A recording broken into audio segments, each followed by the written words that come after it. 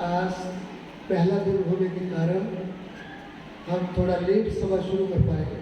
ਅੱਜ ਪਹਿਲਾ ਦਿਨ ਸੀ, ਇਸ ਲਈ ਅਸੀਂ ਇਸ ਮੀਟਿੰਗ ਨੂੰ ਥੋੜਾ ਲੇਟ ਸ਼ੁਰੂ ਕੀਤਾ, लेकिन कल से ऐसा नहीं होगा। ਪਰ ਕੱਲ ਤੋਂ ਇਸ ਤਰ੍ਹਾਂ ਨਹੀਂ ਹੋਵੇਗਾ। कल ठीक राइट 10 बजे क्लास शुरू हो जाएगी। ਕੱਲ ਸਵੇਰੇ 10 ਵਜੇ ਬਿਲਕੁਲ ਕਲਾਸ ਸ਼ੁਰੂ ਹੋ ਜਾਵੇਗੀ। जो लोग भी आना चाहेंगे वो 10 बजे इधर पहुँच जाने का है। ਤੇ ਜੋ ਲੋਕ ਵੀ ਇਸ ਕਲਾਸ 'ਚ ਆਉਣਗੇ ਉਹਨਾਂ ਨੇ 10 ਵਜੇ ਇੱਧਰ ਪਹੁੰਚਣਾ ਹੈ। आप लेट नहीं होगा। ਤੁਸੀਂ ਕੱਲ ਲੇਟ ਨਹੀਂ ਆਉਣਾ, ਦੇਰੀ ਨਾਲ ਨਹੀਂ ਆਉਣਾ। 10 बजे प्रभु का वचन शुरू होगा। 10 ਵਜੇ ਪਰਮੇਸ਼ਰ ਦਾ ਵਚਨ ਸ਼ੁਰੂ ਹੋ ਜਾਵੇਗਾ। उसके पहले ही हम भजन और मीटिंग लीड करना शुरू कर देंगे। ਤੇ ਉਸ ਤੋਂ ਪਹਿਲਾਂ ਅਸੀਂ ਮੀਟਿੰਗ ਲੀਡ ਕਰਨੀ ਸ਼ੁਰੂ ਕਰਾਂਗੇ, ਭਜਨ ਵੀ ਗਾਵਾਂਗੇ। हमारे गाँव के लोग भी सब 10 बजे पहुँचने का है। ਸਾਰੇ ਲੋਕਾਂ ਨੇ 10 ਵਜੇ ਪਹੁੰਚਣਾ ਹੈ। अभी गर्मी का दिन है, समय है, इसलिए थोड़ा जल्दी शुरू करने का है। ਗਰਮੀਆਂ ਦਾ समय ਦੇ गर्मी का समय है। ਗਰਮੀਆਂ ਦੇ ਦਿਨ ਆ, ਉਹ ਥੋੜਾ ਜਲਦੀ ਸ਼ੁਰੂ ਕਰਾਂਗੇ। सो प्रभु के नाम की स्तुति हो। ਪਰਮੇਸ਼ਰ ਦੇ ਨਾਮ ਦੀ ਤਾਰੀਫ ਹੋਵੇ। हमारे बीच में अलग अलग भाषा बोलने वाले लोग आए।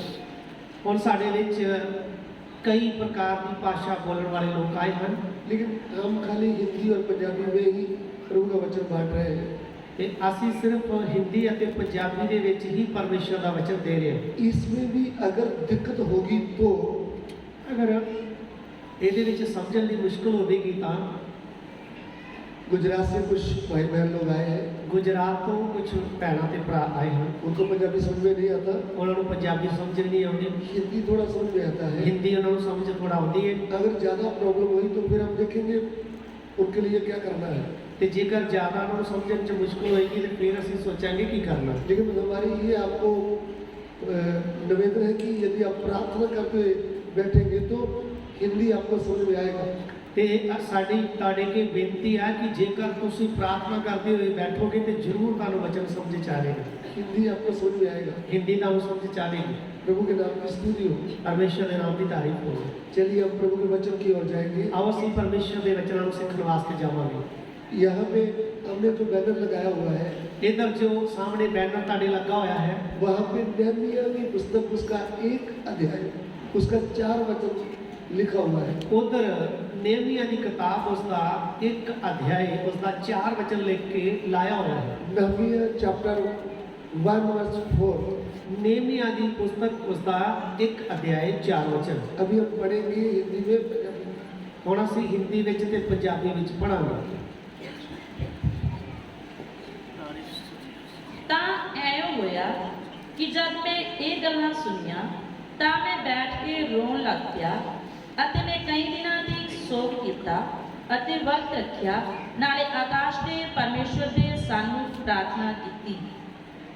ये बातें सुनते ही मैं बैठकर रोने लगा और कितने दिन तक विलाप करता और स्वर्ग के परमेश्वर के सम्मुख उपवास करता और ये कहकर प्रार्थना करता रहा। यहाँ पे नहमीया की प्रेयर के विषय में लिखा है। ਇੱਧਰ ਨੇਮੀਆ ਦੀ ਪ੍ਰਾਰਥਨਾ ਦੇ ਵਿਖੇ ਲਿਖਿਆ ਹੋਇਆ ਹੈ। लेकिन नहमीया क्यों प्रार्थना करता है, ਨੇਮੀਆ ਕਿਉਂ ਪ੍ਰਾਰਥਨਾ ਕਰ ਰਿਹਾ ਹੈ, उसके बारे में हमको थोड़ा बैकग्राउंड में जाना होगा। तो ਉਸ ਨੂੰ ਸਮਝਣ ਦੇ ਲਈ ਥੋੜਾ ਜਿਹਾ ਸਾਨੂੰ ਪਿੱਛੇ ਜਾਣਾ ਪਵੇਗਾ। हमने सुबह के समय में ये वचन शुरू किया है ਅਸੀਂ ਸਵੇਰ ਦੇ ਵਕਤ ਇਹ ਵਚਨ ਸ਼ੁਰੂ ਕੀਤਾ ਸੀ कि ये जो नहमीया है ये कौन है। ਕਿ ਜਿਹੜਾ ਨੇਮੀਆ ਆ ਇਹ ਹੈ ਕੌਣ। मैंने आपको बताया कि एक यहूदी जवान है। ਤਾਂ ਮੈਂ ਤੁਹਾਨੂੰ ਦੱਸਿਆ ਕਿ ਇੱਕ ਯਹੂਦੀ ਜਵਾਨ ਹੈ। ये किधर रह रहा है। ਇਹ ਕਿੱਥੇ ਰਹਿ ਰਿਹਾ ਹੈ। इस समय ये राजगढ़ में रहता है, जहाँ का राजा का नाम है अर्थशस्तर। ਤੇ ਇਹ ਰਾਜਗੜ੍ਹ ਦੇ ਵਿੱਚ ਰਹਿ ਰਿਹਾ ਆ, ਜਿੱਥੋਂ ਦਾ ਰਾਜਾ ਜਿਹੜਾ ਆ ਉਹ ਹੈ ਅਰਥਸ਼ਸਤਾ। अभी उसके लिए हम नहमीया एक एक पढ़ेंगे तो हमको थोड़ा कुछ मिलेगा। ਉਸ ਦੇ ਲਈ ਨੇਮੀਆ ਦੀ ਕਿਤਾਬ ਉਸਦਾ ਇੱਕ ਅਧਿਆਇ ਇੱਕ ਵਚਨ ਪੜਾਂਗੇ ਤਾਂ ਸਾਨੂੰ ਪਤਾ ਲੱਗ ਜਾਏਗਾ। इस वचन को समझने के लिए इधर उधर से हमको पढ़ना पड़ेगा। ਤਾਂ ਇਹ ਵਚਨਾਂ ਨੂੰ ਸਮਝਣ ਦੇ ਲਈ ਥੋੜਾ ਇੱਧਰ ਉੱਧਰ ਸਾਨੂੰ ਪੜ੍ਹਨਾ ਪਏਗਾ। पढ़िएगा। ਹਕਲਿਆ ਦੇ ਪੁੱਤਰ ਨਹਿਮੀਆ ਦੀਆਂ ਗੱਲਾਂ। ਤਾਂ ਐਂ ਹੋਇਆ ਕਿ 20ਵੇਂ ਵਰੇ ਕਿਸਲੇਵ ਦੇ ਮਹੀਨੇ ਮੈਂ ਸ਼ੂਸ਼ਨ ਦੇ ਮਹਿਲ ਵਿੱਚ ਸਾਂ ਅਤੇ ਮੇਰੇ ਭਰਾਵਾਂ ਵਿੱਚੋਂ ਹਨਾਨੀ ਅਤੇ ਯਹੂਦੀਆਂ ਵਿੱਚੋਂ ਕਈ ਮਨੁੱਖ ਮੇਰੇ ਕੋਲ ਆਏ ਤਾਂ ਮੈਂ ਉਹਨਾਂ ਕੋਲੋਂ ਉਹਨਾਂ ਬਚਿਆ ਹੋਇਆਂ ਯਹੂਦੀਆਂ ਦੇ ਵਿਖੇ ਅਤੇ ਅਸੀਰਾਂ ਦੇ ਵਿਖੇ ਜਿਹੜੇ ਰਹਿ ਗਏ ਸਨ ਅਤੇ ਯਰੂਸ਼ਲਮ ਦੇ ਵਿਖੇ ਪੁੱਛਿਆ। हकल्या के पुत्र नहमिया के वचन 20वें वर्ष के किस्लेव नामक महीने में, जब मैं शूशन नामक राजगढ़ में रहता था, तब हनानी नामक मेरा एक भाई और यहूदा से आए हुए कई एक पुरुष आए। तब मैंने उनसे उन बचे हुए यहूदियों के विषय में जो बंधुआई से छूट गए थे और यरूशलेम के विषय में पूछा। देखिए, प्रभु का वचन जब हम पढ़ते हैं तो बहुत बातें उसके बीच में हमको मिलता है, जब ਅਸੀਂ ਪਰਮੇਸ਼ਰ ਦੇ ਵਚਨਾਂ ਨੂੰ ਪੜ੍ਹਦੇ ਹਾਂ ਤੇ ਬਹੁਤ ਸਾਰੀਆਂ ਗੱਲਾਂ ਸਾਨੂੰ ਮਿਲਦੀਆਂ ਹਨ। लेकिन हम अभी नहमिया ਹੁਣ ਅਸੀਂ ਸਿਰਫ ਨehemiah ਦੇ ਬਾਰੇ ਹੀ। नहमिया पुराने नियम का एक यहूदी जवान है। ਨehemiah ਪੁਰਾਣੇ ਨਿਯਮ ਦਾ ਇੱਕ ਯਹੂਦੀ ਜਵਾਨ ਹੈ। अभी वो शूशन के महल में ਹੁਣ ਉਹ ਸ਼ੂਸ਼ਨ ਦੇ ਮਹਿਲ ਦੇ ਵਿੱਚ ਆ। राजा के साथ उनका ऊंचा स्थान उनको मिला है। तो राजे ਦੇ ਨਾਲ ਉਹਨੂੰ ਉੱਚਾ ਸਥਾਨ ਮਿਲਿਆ। ये राजा को जूस पिलाने वाला है। आप जूस समझ लीजिए, अंगूर का जूस, कुछ भी राजा को पिलाने वाला है। ਇਹ ਰਾਜੇ ਨੂੰ ਜੂਸ ਪਿਲਾਉਣ ਵਾਲਾ ਜਾਂ ਕੁਝ ਵੀ ਪਿਲਾਉਣ ਵਾਲਾ ਸਮਝ ਲਓ। लेकिन ऐसा हम विश्वास करते हैं कि इनका जन्म उधर ही हो गया है, तो ਅਸੀਂ ਇਹ ਵਿਸ਼ਵਾਸ ਕਰਦੇ ਕਿ ਇਹਦਾ ਜਨਮ ਉਧਰ ਹੀ ਹੋ ਗਿਆ ਹੈ। क्योंकि मैंने आपको बताया कि पिछले समय में यहूदी लोगों को, राजवंशियों को नबूकदनेस्सर राजा गुलाम बना के या बंदवाई करके इनको बेबीलोन में ले गया था। मैं ਤੁਹਾਨੂੰ ਦੱਸਿਆ ਸੀ ਕਿ ਉਸ ਵਕਤ ਜਦੋਂ ਨਬੂਕਦਨੇਸਰ ਰਾਜਾ ਨੇ ਇਹਨਾਂ ਦੇ ਉੱਤੇ ਹਮਲਾ ਕੀਤਾ ਤੇ ਜਿੰਨੇ ਵੀ ਰਾਜਗੀ ਘਰਾਣੇ ਦੇ ਪਰਿਵਾਰ ਦੇ ਮੈਂਬਰ ਸੀ ਉਹਨਾਂ ਨੂੰ ਗੁਲਾਮ ਬਣਾ ਕੇ ਬਾਬਲ ਦੇ ਵਿੱਚ ਲੈ ਗਿਆ। कुछ परमेश्वर के पवित्र बर्तनों को भी ले गया ਤੇ ਕੁਝ ਪਰਮੇਸ਼ਰ ਦੇ ਪਵਿੱਤਰ ਬਰਤਨਾਂ ਨੂੰ ਜੋ ਮੰਦਰ ਦੇ ਵਿੱਚ ਸੀ ਉਹਨਾਂ ਨੂੰ ਵੀ ਲੈ ਗਿਆ। उस समय मौके का राजा था यहोयाकीम। ਤੇ ਉਸ ਸਮੇਂ ਜੋ ਰਾਜ ਕਰਨ ਵਾਲਾ ਰਾਜਾ ਸੀ ਉਸ ਦਾ ਨਾਮ ਸੀ ਯਹੋयाकीम। तो वो प्रभु से घमंडी हो गया, तो प्रभु तो दूर हो गया कमांड करके, इसलिए नबूकदनेस्सर का राजा आया, उन्होंने उन पर चढ़ाई की और ले गया। इसलिए नबूकदनेस्सर राजा आया, अपनी फौज समेत आया, चढ़ाई करके उन्होंने गुलाम बना के ले गया। तो उस समय राजवंशी यहूदी, हमने दानियल 1:6 में पढ़ा है कि वो गुलाम बना के ले गया। ਤੇ ਉਸ ਵਕਤ ਅਸੀਂ ਦਾਨੀਏਲ ਦੀ ਕਿਤਾਬ ਚੋਂ ਪੜਿਆ ਕਿ ਰਾਜਵੰਸ਼ੀ ਜਿਹੜੇ ਸੀ ਉਹਨਾਂ ਨੂੰ ਗੁਲਾਮ ਬਣਾ ਕੇ ਲੈ ਗਿਆ। उनमें से है ये हिल्किय्याह का बेटा नहमिया। ਤੇ ਉਹਨਾਂ ਦੇ ਵਿੱਚੋਂ ਆ ਹਿਲਕੀਆ ਦਾ ਪੁੱਤਰ ਨehemiah। ये बात आप ध्यान से समझें। ਇਹ ਗੱਲ ਤੁਸੀਂ ਧਿਆਨ ਨਾਲ ਸੁਣੋ। जब हम पूछते हैं किसी व्यक्ति के बारे में तो उसके पिता का नाम होता है। तो ਜਦੋਂ ਅਸੀਂ ਕਿਸੇ ਵਿਅਕਤੀ ਦੇ ਬਾਰੇ ਪੁੱਛਦੇ ਹਾਂ ਤਾਂ ਉਹਦੇ ਪਿਤਾ ਦਾ ਨਾਮ ਪਹਿਲਾਂ ਬੋਲਿਆ ਜਾਂਦਾ इनके पिता का नाम है हिल्किय्याह, ਇਹਦੇ ਪਿਤਾ ਦਾ ਨਾਮ ਹੈ ਹਿਲਕੀਆ, इनका नाम है नहमिया। ਇਹਦਾ ਨਾਮ ਹੈ ਨehemiah। नाम से तो हम जाने जाते हैं, ਨਾਮ ਤੋਂ ਤੇ ਅਸੀਂ ਜਾਣੇ ਜਾਂਦੇ ਹਾਂ, लेकिन इसका गोद कौन है? ये यहूदी है। ਤੇ ਇਹਦੀ ਗੋਤ ਕੀ ਹੈ? ਤਾਂ ਯਹੂਦੀ ਹੈ। ये अभी रहता किधर है? ਇਹ ਰਹਿੰਦਾ ਕਿੱਧਰ ਆ? शूशन के महल में। ਸ਼ੂਸ਼ਨ ਦੇ ਮਹਿਲ ਦੇ ਵਿੱਚ। वहां पे राजा का इनको एक ड्यूटी दिया है। तो ਉਧਰ ਇਹਨੂੰ ਇੱਕ ਡਿਊਟੀ ਦਿੱਤੀ ਗਈ ਆ। इसका काम है राजा को जूस पिलाने का। ਇਹਦਾ ਕੰਮ ਹੈ ਰਾਜੇ ਨੂੰ ਜੂਸ ਪਿਲਾਉਣਾ। तो राजा को जूस पिलाने का काम किसी और का नहीं होता। तो ਰਾਜੇ ਨੂੰ ਜੂਸ ਪਿਲਾਉਣ ਦਾ ਕੰਮ ਕਿਸੇ ਹੋਰ ਨੂੰ ਨਹੀਂ ਦਿੰਦੇ। ये नहीं कि ऐसे कोई आकर जूस पिला देगा। ਇਹ ਨਹੀਂ ਵੀ ਕੋਈ ਵੀ ਆ ਜਾਏਗਾ ਤੇ ਆਕੇ ਜੂਸ ਪਿਲਾ ਦੇਗਾ। एक स्पेशल मनुष्य होना चाहिए ਇੱਕ ਖਾਸ ਤਰ੍ਹਾਂ ਦਾ ਠਹਿਰਾਇਆ ਹੋਇਆ ਮਨੁੱਖ होना चाहिए और विश्वास योग्य होना चाहिए। और वो भरोसे वाला होना चाहिए। ध्यान से इस बात को समझना। ध्यान से सुनिए, बेशक वह राजा प्रभु में नहीं है, बेशक वो राजा प्रभु ਦੇ ਵਿੱਚ नहीं है, तो वो भी इस बात का ध्यान रखता है कि जो यहूदी होते हैं वो एक अच्छे व्यक्ति होते हैं। तो ਉਹਨੂੰ ਇਸ ਗੱਲ ਦਾ ਇੱਕ ਚੰਗੀ ਤਰ੍ਹਾਂ ਪਕਾਇਆ ਕਿ ਜਿਹੜੇ ਯਹੂਦੀ ਲੋਕ ਹੁੰਦੇ ਆ ਉਹ ਬਹੁਤ ਚੰਗੇ ਤੇ ਭਰੋਸੇ ਵਾਲੇ ਹੁੰਦੇ ਆ। और उनके साथ रहते हुए नहमिया ने अपने जीवन को प्रकट किया है। ਤੇ ਉਹਨਾਂ ਦੇ ਨਾਲ ਰਹਿੰਦੇ ਹੋਏ ਨehemiah ਨੇ ਆਪਣੇ ਜੀਵਨ ਨੂੰ ਪ੍ਰਗਟ ਕੀਤਾ ਆ, ਜੋ ਹਲਕੀਆ ਦਾ ਪੁੱਤਰ ਹੈ। हमने बाइबल कॉलेज वगैरह नहीं पढ़े तो कोई बात नहीं, ਜੇਕਰ ਅਸੀਂ ਬਾਈਬਲ ਕਾਲਜ 'ਚ ਨਹੀਂ ਗਏ ਤਾਂ ਕੋਈ ਗੱਲ ਨਹੀਂ। हमको पंजाबी हिंदी इंग्लिश नहीं आता तो कोई बात नहीं, ਜੇਕਰ ਸਾਨੂੰ ਪੰਜਾਬੀ ਹਿੰਦੀ ਅੰਗਰੇਜ਼ੀ ਵੀ ਨਹੀਂ ਪੜ੍ਹਨੀ ਹੋगी तो कोई ਗੱਲ नहीं। लेकिन परमेश्वर का वचन हमको समझ में आया है। हम विश्वासी बन गए तो हमारा जीवन से पता चलेगा हम कौन है। ਤੇ ਜੇਕਰ ਅਸੀਂ ਵਚਨ ਨੂੰ ਗ੍ਰਹਿਣ ਕਰ ਲਿਆ, ਵਿਸ਼ਵਾਸੀ ਬਣ ਗਏ, ਤੇ ਸਾਡੇ ਜੀਵਨ ਤੋਂ ਹੀ ਸਾਬਤ ਕਰ ਦਾਂਗੇ ਕਿ ਅਸੀਂ ਕੌਣ ਹੈ। बहन अगर विश्वासी बन गई तो हमारे ससुर के घर में जाकर पता चलेगा ये तो प्रभु को मानने वाली है। ਤੇ ਜੇ ਭੈਣ ਵਿਸ਼ਵਾਸੀ ਆ ਤੇ ਆਪਣੇ ਸਹੁਰਿਆਂ ਦੇ ਘਰ ਚਲੇਗੀ ਤੇ ਉਹਨਾਂ ਨੂੰ ਪਤਾ ਲੱਗ ਜਾਏਗਾ ਕਿ ਇਹ ਵਿਸ਼ਵਾਸੀ ਹੈ। घर को बदल के रख देगी। ਘਰ ਨੂੰ ਬਦਲ ਦੇਗੀ। दोनों साइड देखते हैं। ਅਸੀਂ ਦੋਵੇਂ ਪਾਸੇ ਦੇਖਦੇ ਹਾਂ। अच्छा प्रभु में जीवन है तो बाकी परिवार को भी बदल देगी। ਤੇ ਜੇਕਰ ਪ੍ਰਭੂ ਦੇ ਵਿੱਚ ਅੱਛਾ ਜੀਵਨ ਹੈ ਤੇ ਬਾਕੀ ਪਰਿਵਾਰ ਨੂੰ ਵੀ ਬਦਲ ਦੇਗੀ। अच्छा जीवन ना हुआ तो उनकी रेल बना देगी। ਤੇ ਜੇਕਰ ਜੀਵਨ ਅੱਛਾ ਵਚਨ ਦੇ ਅਨੁਸਾਰ ਨਾ ਆਇਆ ਤੇ ਫਿਰ ਉਹਨਾਂ ਨੂੰ ਅੱਗੇ ਲਾ ਦੂਗੀ। फिर अलामा पास्टर को भी क्या सी हमने बहू लाई, हम तो बहुत परेशान है, सास भी रो रही है, ससुर भी रो रहा है, पति भी चुपचाप के कोने में बैठा है। ਤੇ ਫਿਰ ਪਾਸਟਰ ਨੂੰ ਲਾਂਭੇ ਆਉਣਗੇ ਵੀ ਭਾਈ ਸਾਹਿਬ ਚੰਗੀ ਵਿਸ਼ਵਾਸਨ ਲਿਆ ਕੇ ਦਿੱਤੀ ਜੇ, ਇਹਨੇ ਤਾਂ ਸਾਨੂੰ ਅੱਗੇ ਲਾ ਛੱਡਿਆ, ਸਹੁਰਾ ਵੀ ਰੋਣ ਡਿਆ, ਸੱਸ ਵੀ ਰੋਂਦੀ। ये नहीं कि हम प्रभु का तस्वीर गले में डालें ਇਹ ਨਹੀਂ ਹੈ ਕਿ ਇਹੀ ਪ੍ਰਭੂ ਯੀਸ਼ੂ ਦੀ ਫੋਟੋ ਗਲ 'ਚ ਪਾ ਲਈਏ और सोने का चांदी का लकड़ी का क्रूस डाले कि हम तो विश्वासी है। ਵੀ ਅਸੀਂ ਸੋਨੇ ਦੀ ਜਾਂ ਚਾਂਦੀ ਦੀ ਜਾਂ ਲੱਕੜ ਦੀ ਸਲੀਬ ਪਾ ਲਈਏ ਵੀ ਅਸੀਂ ਤੇ ਵਿਸ਼ਵਾਸੀ ਆ ਜੀ।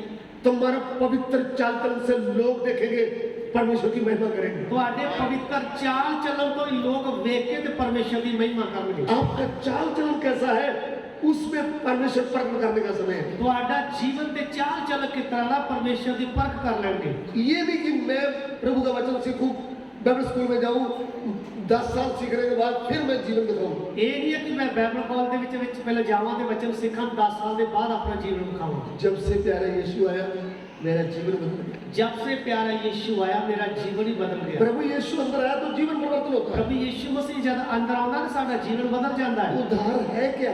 ਮੁਕਤੀ ਕੀ ਹੈ? परिवर्तन हुआ जीवन। ਬਦਲਿਆ ਹੋਇਆ ਜੀਵਨ। मसीह जीवन क्या है? ਮਸੀਹ ਜ਼ਿੰਦਗੀ ਕੀ ਹੈ? बदला हुआ जीवन। ਬਦਲਿਆ ਹੋਇਆ ਜੀਵਨ। Christian life, change life. मसीह जिंदगी बदली हुई जिंदगी। हमारा चाल चलन लोग देखते हैं। सारा चाल चलन लोग देखते हैं। नेहमिया कहाँ रह रहा है? नेहमिया किथे रह रहा है? एक दूसरे देश में। एक दूसरे देश ਦੇ ਵਿੱਚ। बाहरी देश में रहने वाले मेरे प्रिय भाई बहनों, ਬਾਹਰੀ ਦੇਸ਼ਾਂ ਦੇ ਵਿੱਚ ਰਹਿਣ ਵਾਲਿਓ ਮੇਰੇ ਪਿਆਰੇ ਭੈਣੋ ਤੇ ਭਰਾਓ, आपको सत्य वचन मिला है, आपका उद्धार हो गया तो आपको चिंता करने की जरूरत नहीं। ਜੇਕਰ ਤੁਹਾਡੀ ਮੁਕਤੀ ਹੋ ਗਈ ਆ, ਤੁਹਾਨੂੰ ਪਵਿੱਤਰ ਵਚਨ ਮਿਲ ਗਿਆ ਤਾਂ ਤੁਹਾਨੂੰ ਚਿੰਤਾ ਕਰਨ ਦੀ ਲੋੜ ਨਹੀਂ। परमेश्वर का शक्तिशाली वचन आपके जीवन को परिवर्तन करेगा और आप उधर रहते भी प्रभु आपके साथ खड़ा हो जाएगा। ਪਰਮੇਸ਼ਰ ਦਾ ਸ਼ਕਤੀਸ਼ਾਲੀ ਵਚਨ ਤੁਹਾਨੂੰ ਬਦਲੇਗਾ ਤੇ ਉੱਧਰ ਰਹਿੰਦੇ ਹੀ ਤੁਸੀਂ ਪਰਮੇਸ਼ਰ ਦੀ ਹਜ਼ੂਰੀ ਨੂੰ ਪ੍ਰਗਟ ਕਰ ਦੋਗੇ। क्योंकि हमारा प्रभु आज और कल और युग न युग एक जैसा है। ਕਿਉਂਕਿ ਸਾਡਾ ਪ੍ਰਭੂ ਅੱਜ ਕੱਲ ਤੇ ਜੁਗੋ ਜੁਗ ਇੱਕੋ ਜਿਹਾ ਹੈ। आप कौन से देश में भी रहते हैं तो भी कोई बड़ी बात नहीं होती। ਤੁਸੀਂ ਕਿਹੜੇ ਦੇਸ਼ ਦੇ ਵਿੱਚ ਰਹਿ ਰਹੇ ਹੋ ਇਹ ਕੋਈ ਵੱਡੀ ਗੱਲ ਨਹੀਂ। हमारा परमेश्वर सर्वव्यापी है। ਸਾਡਾ ਪਰਮੇਸ਼ਰ ਸਰਵ ਵਿਆਪੀ ਆ। उसका मतलब एक ही समय हर जगह रहने वाला। ਉਸ ਦਾ ਅਰਥ ਆ ਇੱਕ ਹੀ ਸਮੇਂ ਹਰ ਜਗ੍ਹਾ ਰਹਿਣ ਵਾਲਾ। हमारा नेहमिया भाई भी यहूदा देश में यरूशलेम में नहीं रहता था, शूशन के महल में रहता था। ਸਾਡਾ ਨੇਮੀਆ ਭਾਈ ਜਿਹੜਾ ਹੈ ਉਹ ਯਰੂਸ਼ਲਮ ਦੇ ਵਿੱਚ ਨਹੀਂ ਰਹਿ ਰਿਹਾ, ਸ਼ੂਸ਼ਨ ਦੇ ਮਹਿਲ ਦੇ ਵਿੱਚ ਰਹਿ ਰਿਹਾ ਹੈ। लेकिन उधर रहते हुए भी परमेश्वर का भय मानता था। ਪਰ ਉੱਧਰ ਰਹਿੰਦੇ ਵੀ ਪਰਮੇਸ਼ਰ ਦਾ ਭੈ ਮੰਨਣ ਵਾਲਾ ਸੀ। नेहमिया को संगति नहीं मिल रही संडे की। ਨੇਮੀਆ ਨੂੰ ਐਤਵਾਰ ਦੀ ਆਰਾਧਨਾ ਨਹੀਂ ਮਿਲਦੀ। नेहमिया ऑनलाइन वचन नहीं सीखता, ਨੇਮੀਆ ਜਿਹੜਾ ਆ ਉਹ ਆਨਲਾਈਨ ਵਚਨ ਨਹੀਂ ਸੁਣਦਾ। मोबाइल के द्वारा नहीं वचन सीख रहा। ਉਹਨੂੰ ਮੋਬਾਈਲ ਦੇ ਦੁਆਰਾ YouTube ਦੇ ਦੁਆਰਾ ਵਚਨ ਨਹੀਂ ਮਿਲਦੇ। उनके पास बाइबल पढ़ने के लिए नहीं है, ਉਹਦੇ ਕੋਲ ਬਾਈਬਲ ਪੜ੍ਹਨ ਵਾਸਤੇ ਨਹੀਂ ਹੈ। तो भी टूटे मन के साथ परमेश्वर का भय मानने वाला है। ਤਾਂ ਵੀ ਟੁੱਟੇ ਦਿਲ ਦੇ ਨਾਲ ਪਰਮੇਸ਼ਰ ਦਾ ਭੈ ਮੰਨਣ ਵਾਲਾ ਆ। इतने बड़े उच्च स्थान में रहते हुए भी उसके मन में एक चिंता रहती है। ਇੰਨੀ ਵੱਡੀ ਪਦਵੀ ਦੇ ਉੱਤੇ ਹੋਣ ਦੇ ਬਾਵਜੂਦ ਵੀ ਉਹਦੇ ਮਨ 'ਚ ਇੱਕ ਚਿੰਤਾ ਰਹਿੰਦੀ ਹੈ। वो कौन सी चिंता है? ਉਹ ਕਿਹੜੀ ਚਿੰਤਾ ਹੈ? यरूशलेम का क्या हाल है? ਯਰੂਸ਼ਲਮ ਦਾ ਕੀ ਹਾਲ ਆ? यरूशलेम के मेरे भाइयों का क्या हाल है? ਜਿਹੜੇ ਯਰੂਸ਼ਲਮ ਦੇ ਵਿੱਚ ਮੇਰੇ ਭਰਾ ਰਹਿ ਗਏ ਸੀ ਉਹਨਾਂ ਦਾ ਕੀ ਹਾਲ ਆ? हम जब प्रभु में आए, ਜਦੋਂ ਅਸੀਂ ਪ੍ਰਭੂ ਵਿੱਚ ਆਏ, प्रभु ने हमारा जीवन परिवर्तन कर दिया। ਪ੍ਰਭੂ ਨੇ ਸਾਡਾ ਜੀਵਨ ਬਦਲ ਦਿੱਤਾ। हमको एक अच्छा नौकरी दिया। ਸਾਨੂੰ ਇੱਕ ਚੰਗੀ ਨੌਕਰੀ ਦਿੱਤੀ। क्या हमने भी कभी अपने गांव के बारे में सोचा है? ਕਿ ਕਦੀ ਅਸੀਂ ਵੀ ਆਪਣੇ ਪਿੰਡ ਦੇ ਬਾਰੇ ਜਾਂ ਉਹਨਾਂ ਲੋਕਾਂ ਦੇ ਬਾਰੇ ਸੋਚਿਆ? क्या हमने भी हमारे देश हिंदुस्तान के बारे में सोचा? कि ਅਸੀਂ ਆਪਣੇ ਦੇਸ਼ ਹਿੰਦੁਸਤਾਨ ਦੇ ਬਾਰੇ ਜਾਂ ਪੰਜਾਬ ਦੇ ਬਾਰੇ ਸੋਚਿਆ? क्या हमने अपने भाइयों के बहनों के बारे में सोचा है? कि ਅਸੀਂ ਆਪਣੇ ਭੈਣਾਂ ਭਰਾਵਾਂ ਰਿਸ਼ਤੇਦਾਰਾਂ ਦੇ ਬਾਰੇ ਸੋਚਿਆ? हमारे पास इतना अच्छा खासा पैसा आते समय भी हम अपना और अपनी पत्नी बच्चों का सोचते हैं। क्या गरीब लोगों के बारे में कभी ध्यान दिया है? ਸਾਡੇ ਕੋਲ ਜੋ ਇੰਨਾ ਪੈਸਾ ਆ ਰਿਹਾ ਆ, ਅਸੀਂ ਆਪਣਾ ਤੇ ਆਪਣੇ ਪਰਿਵਾਰ ਦਾ ਧਿਆਨ ਦਿੰਦੇ ਆ ਕਿ ਬਾਕੀ ਗਰੀਬ ਲੋਕਾਂ ਦੇ ਬਾਰੇ ਕਦੀ ਸੋਚਿਆ ਹੈ? प्रभु के दासों के पास भी अच्छा खासा धन दौलत आता है, कभी गरीब विश्वासी के घर में बैठकर उनका भी दुख सुना है? ਕਿੰਨੇ ਪਰਮੇਸ਼ਰ ਦੇ ਦਾਸ ਲੋਕ ਹੈ ਜਿਨ੍ਹਾਂ ਕੋਲ ਅੱਛਾ ਪੈਸਾ ਹੁੰਦਾ ਆ, ਕਦੀ ਕਿਸੇ ਗਰੀਬ ਦੇ ਘਰ ਬੈਠ ਕੇ ਉਹਨਾਂ ਦੀ ਸਹਾਇਤਾ ਕੀਤੀ? उनके पास शायद 3 सूट होंगे, ਸ਼ਾਇਦ ਉਹਦੇ ਕੋਲ 3 ਸੂਟ ਹੋਣ। हमारे पास 20 होंगे तो भी हम बोलते हैं वो वाला कलर नहीं है मेरे पास। ਸਾਡੇ ਕੋਲ ਅਗਰ 20 ਸੂਟ ਆ ਤਾਂ ਵੀ ਅਸੀਂ ਆਨੇ ਕਿ ਉਹ ਜਿਹੜਾ ਕਲਰ ਆ ਨਾ ਉਹ ਡਿਜ਼ਾਈਨ वाला ਮੇਰੇ ਕੋਲ ਨਹੀਂ ਹੈਗਾ। हम नेहमिया के विषय में क्या सीख रहे हैं? ਅਸੀਂ ਨੇਮੀਆ ਦੇ ਵਿਖੇ ਕੀ ਸਿੱਖ ਰਹੇ अरे ਹਾਂ? नेहमिया जी, तुम तो शूशन के महल में रह रहे हो, ਨੇਮੀਆ ਜੀ ਤੁਸੀਂ ਤੇ ਸ਼ੂਸ਼ਨ ਦੇ ਮਹਿਲ ਦੇ ਵਿੱਚ ਰਹਿ ਰਹੇ ਹੋ, आपको यरूशलेम से क्या लेना देना है? ਤੁਹਾਨੂੰ ਯਰੂਸ਼ਲਮ ਨਾਲ ਕੀ ਵਾਸਤਾ ਆ? अरे मुझे लेना देना है। नेहमिया को बोलेगा मुझे लेना देना है। ਉਹ ਭਾਈ ਮੈਨੂੰ ਯਰੂਸ਼ਲਮ ਦੇ ਨਾਲ ਵਾਸਤਾ ਹੈ। मैं एक यहूदी हूँ, मैं एक यहूदी हाँ, मैं जीवित परमेश्वर का भय मानने वाला हूँ। मैं जिंदे परमेश्वर का भय मनने वाला व्यक्ति हाँ। ओ यहूदा का देश यरूशलेम बर्बाद हो गया है। वो यहूदा का देश यरूशलेम बर्बाद हो गया है। ये पूछता था तब इसको पता चला। एक जज ने पूछा तो ता इन्हें पता लगा। आपको कोई इंटरेस्ट ही नहीं है, आपका गांव कैसा है, आपका देश कैसा है, आपके लोग कैसे हैं, तो आपको क्या पता चलेगा? ਤੇ ਜਦੋਂ ਤੁਹਾਨੂੰ ਆਪਣੇ ਪਿੰਡ ਨਾਲ, ਆਪਣੇ ਪੰਜਾਬ ਨਾਲ, ਆਪਣੇ ਦੇਸ਼ ਦੇ ਲੋਕਾਂ ਨਾਲ ਵਾਸਤਾ ਹੀ ਨਹੀਂ ਤੇ ਪਤਾ ਕਿਸ ਤਰ੍ਹਾਂ ਲੱਗੇਗਾ? मेरी बात आप समझ रहे हैं? ਮੇਰੀ ਗੱਲ ਤੁਸੀਂ ਸਮਝ ਰਹੇ ਹੋ? महल में रहकर भी कुछ भी उनको कमी नहीं, ऊंचे स्थान में रहते हुए तो भी वो किसकी चिंता कर रहा है? ਉਹ ਮਹਿਲ ਦੇ ਵਿੱਚ ਰਹਿ ਰਿਹਾ ਨੂੰ ਕਿਸੇ ਚੀਜ਼ ਦੀ ਕੋਈ ਕਮੀ ਨਹੀਂ, ਤਾਂ ਵੀ ਉਹ ਕਿਹਦੀ ਚਿੰਤਾ ਕਰ ਰਿਹਾ ਹੈ? यरूशलेम के बारे में पूछता है, ਯਰੂਸ਼ਲਮ ਦੇ ਬਾਰੇ ਚ ਪੁੱਛ ਰਿਹਾ ਹੈ, अपने यहूदी भाइयों के बहनों के बारे में पूछता है। ਆਪਣੇ ਯਹੂਦੀ ਭੈਣਾਂ ਭਰਾਵਾਂ ਦੇ ਬਾਰੇ ਪੁੱਛ ਰਿਹਾ ਹੈ। प्रभु का वचन क्या कहता है? ਪਰਮੇਸ਼ਰ ਦਾ ਵਚਨ ਕੀ ਕਹਿੰਦਾ ਹੈ? तुम अपनी ही चिंता नहीं, ਤੂੰ ਆਪਣੀ ਹੀ ਚਿੰਤਾ ਨਹੀਂ, दूसरों की भी चिंता करो। ਦੂਸਰਿਆਂ ਦੀ ਵੀ ਚਿੰਤਾ ਕਰ। इसमें आता है मसीह का प्रेम।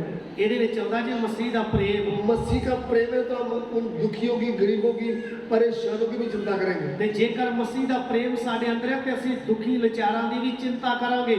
वो है परमेश्वर का प्रेम प्रकट करने वाला भाई बहन। ਉਹ ਹੈ ਪਰਮੇਸ਼ਰ ਦਾ ਪਿਆਰ ਪ੍ਰਗਟ ਕਰਨ ਵਾਲਾ ਭਾਈ ਵੀ ਤੇ ਭੈਣ देखो ਵੀ। हम अच्छा खाते रहते हैं, हमको किसी की परेशानी नहीं, हमें क्या है? ਅਸੀਂ ਚੰਗਾ ਖਾਂਦੇ ਚੰਗਾ ਪਾਉਂਦੇ, ਸਾਨੂੰ ਕਿਸੇ ਨਾ ਕੀ ਵਾਸਤਾ। बहुत पैसा बड़ा आ रहा है, हम जमा कर रहे हैं। ਪੈਸਾ ਬਥੇਰਾ ਆ ਰਿਹਾ, ਜਮ੍ਹਾਂ ਕੀਤੀ ਜਾ ਰਹੇ ਹੋ। लेकिन अभी नेहमिया हमें क्या सिखा रहा है? ਪਰ ਹੁਣ ਨੇਮੀਆ ਸਾਨੂੰ ਕੀ ਦੱਸ ਰਿਹਾ ਆ? मैंने मेरे भाइयों से पूछा, ਮੈਂ ਮੇਰੇ ਭਰਾਵਾਂ ਨੂੰ ਪੁੱਛਿਆ यरूशलेम का क्या हाल है? ਯਰੂਸ਼ਲਮ ਦਾ ਕੀ ਹਾਲ ਆ? उन यहूदियों का क्या हाल है? ਉਹ ਜਿਹੜੇ ਯਹੂਦੀ ਰਹਿ ਗਏ ਸੀ ਉਹਨਾਂ ਦਾ ਕੀ ਹਾਲ ਆ? उन्होंने बोला, बड़े भैया, ਉਹਨਾਂ ਨੇ ਬੋਲਿਆ ਵੱਡੇ ਭਰਾ, यरूशलेम के फाटक जल गए, ਯਰੂਸ਼ਲਮ ਦੇ ਫਾਟਕ ਜਿਹੜੇ ਆ ਉਹ ਸੜ ਚੁੱਕੇ ਆ, उनकी दीवार तोड़ दी गई है, ਉਹਦੀਆਂ ਕੰਧਾਂ ਟੁੱਟ ਗਈਆਂ ਆ, परमेश्वर का मंदिर जो जला दिया गया था, ਪਰਮੇਸ਼ਰ ਦੇ ਮੰਦਰ ਨੂੰ ਅੱਗ ਲਾ ਦਿੱਤੀ ਗਈ ਸੀ, जो लोग रह रहे वो घुट घुट करके जी रहे हैं। ਤੇ ਜੋ ਲੋਕ ਉੱਥੇ ਰਹਿ ਗਏ ਆ ਉਹ ਬੜੀ ਦੁਰਦਸ਼ਾ ਦੇ ਵਿੱਚ ਪਏ ਹੋਏ ਹਨ। ये बातें सुनते ही ਇਹ ਗੱਲਾਂ ਸੁਣਦੇ ਹੀ बड़े ऊंचे स्थान पर रहने वाला एक राजपाल जैसा व्यक्ति ਬੜੀ ਉੱਚੀ ਪਦਵੀ ਤੇ ਰਹਿਣ ਵਾਲਾ, ਸਮਝ ਲਓ ਇੱਕ ਰਾਜਪਾਲ ਜਿਹਾ ਵਿਅਕਤੀ बैठकर रोने लगा, ਗੋਡਿਆਂ ਤੇ ਬੈਠ ਕੇ ਰੋਣ ਲੱਗਾ, खाना छोड़ दिया, ਖਾਣਾ ਛੱਡ ਦਿੱਤਾ, प्रार्थना करने लगा। ਪ੍ਰਾਰਥਨਾ ਕਰਨ ਲੱਗਾ। किन के लिए? ਕਿੰਨਾ वास्ते? यरूशलेम की दीवार टूट गई, ਯਰੂਸ਼ਲਮ ਦੀਆਂ ਕੰਧਾਂ ਟੁੱਟੀਆਂ ਹੋਈਆਂ ਹਨ, आग जल गए, ਦਰਵਾਜ਼ੇ ਸੜੇ ਹੋਏ ਹਨ। यहूदी भाई बहन जाति भाई दुख में कष्ट में रहे। ਯਹੂਦੀ ਭੈਣਾਂ ਭਰਾ ਬੜੀ ਦੁਰਦਸ਼ਾ ਦੇ ਵਿੱਚ ਨੇ। मूसा राजा के महल में रह रहा था, मूसा भी राजे ਦੇ ਮਹਿਲ 'ਚ ਰਹਿ ਰਿਹਾ ਸੀ। उन्होंने अपने यहूदी भाइयों का, इस्राएली भाइयों का दुख को जाकर भट्ठे की ईंट बनाने वाली जगह में देखा। ਉਹਨੇ ਆਪਣੇ ਭਰਾਵਾਂ ਦੇ ਬਾਰੇ, ਇਸਰਾਏਲੀਆਂ ਦੇ ਬਾਰੇ, ਯਹੂਦਾ ਦੇ ਬਾਰੇ ਚਿੰਤਾ ਕੀਤੀ। ਆਪਣੇ ਭੈਣਾਂ ਭਰਾਵਾਂ ਨੂੰ ਉਸ ਜਗ੍ਹਾ ਵੇਖਿਆ ਜਿੱਥੇ ਉਹ ਬੜੀ ਸਖਤ ਮਿਹਨਤ ਕਰਦੇ ध्यान देना, प्रभु का वचन सुने, ध्यान दीजिए। मूसा अपनी चिंता नहीं कर रहा था, मूसा ਨੂੰ ਆਪਣੀ ਚਿੰਤਾ ਨਹੀਂ ਹੈ।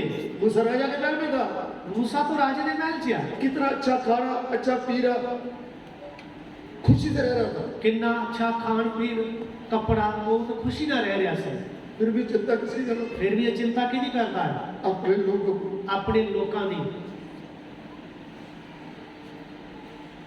परमेश्वर ने उसको उस स्थान में रखा था, परमेश्वर ने उस स्थान च रखिया सी, इसलिए वो चिंता करता था। इसलिए वो चिंता करता ही। वो स्थान छोड़ करके मिस्र के भट्ठे की ईंट बनाने वाले भाइयों के पास आ गया। वो अपना स्थान छड्ड के मिस्र देश ਦੇ ਵਿੱਚ ਉਹਦੇ ਭੈਣਾ ਭਰਾ ਜੋ ਪੱਠੇ ਦੀਆਂ ਇੱਟਾਂ ਪਾਉਂਦੇ ਹੀ ਉਹਨਾਂ ਦਾ ਦੁੱਖ ਵੇਖਿਆ। उनको छुड़ाने के लिए निकला है। ਉਹਨਾਂ ਨੂੰ ਛਡਾਉਣ ਵਾਸਤੇ ਨਿਕਲ ਆਇਆ।